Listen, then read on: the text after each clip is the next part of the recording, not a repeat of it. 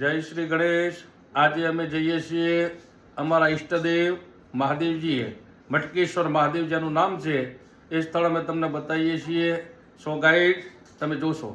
હા, અને એની સ્ટોરી પણ અમે ત્યાં જઈને તમને બતાવીશું અને ત્યાં દર્શન પણ કરાવીશું। સો અમારા વ્લોગમાં બન્યા રહેજો। સો ગાઈઝ, અમે ફાઇનલી મટકેશ્વર મહાદેવે પહોંચી ગયા છીએ।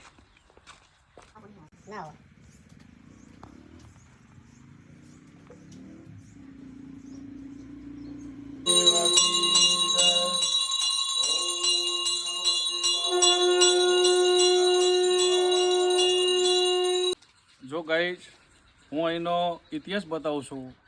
અહીંયા આદિરાણથી 10 કિલોમીટર રોજવા ગામ આવ્યું। રોજવાથી 2 થી 2.5 કિલોમીટરના અંતરે મટકેશ્વર મહાદેવનું અહીંયા મંદિર આવેલું છે, જે તમને દેખાઈ રહ્યું છે।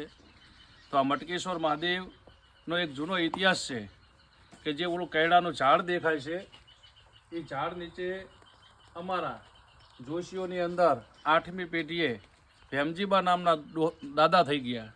એ દાદાને સંતાન નહોતું અને એ દાદાને મેણું મારવામાં આવ્યું હતું કે તમારે કોઈ સંતાન નથી, તમારે વંશ નથી, એટલે દાદાને ખોટું લાગ્યું અને આ જગ્યામાં જંગલ હતું 800 વર્ષ પહેલાં।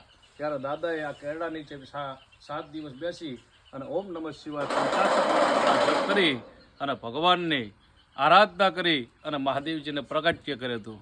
અને મહાદેવજીનું પ્રાગટ્ય થયા પછી મહાદેવજીએ વરદાન આપ્યું હતું કે જાઓ, તમારા વંશનો વેલો હું વધારીશ। તારા દાદાએ એવું કીધું હતું કે એનું પ્રમાણ શું, વસ્તી શું કહે છે? ત્યારે મહાદેવજીએ કીધું કે સવારમાં તું સુખડી લઈ અને મહાદેવજી આવજે અને અહીંયા બાજુમાં ઉછળતા તેલની જેમ ઉભળા આવતા એવા 5 કુંડ, જે લીમડો દેખાય છે, આ બાવળની ઝાડી દેખાય છે, એની વચ્ચે 5 કુંડ સ્વયંભૂ પ્રગટ થયા હતા, જે ઉછળતા તેલની જેમ ઉભરા આવતા હતા। એની અંદર કોઈ સ્નાન કરવા પડે તો પણ એ બહાર નીકળી જતા હતા। આવી આ અદ્ભુત રમણીય જગ્યા, મનોહર જગ્યા, જે મટકેશ્વર મહાદેવના સાનિધ્યની અંદર અમે આજે દર્શન કરવા માટે પધાર્યા છીએ। તો અહીંયા મટકેશ્વર મહાદેવ કી જય, જે આમનો ઇતિહાસ બતાવ્યો છે મેં।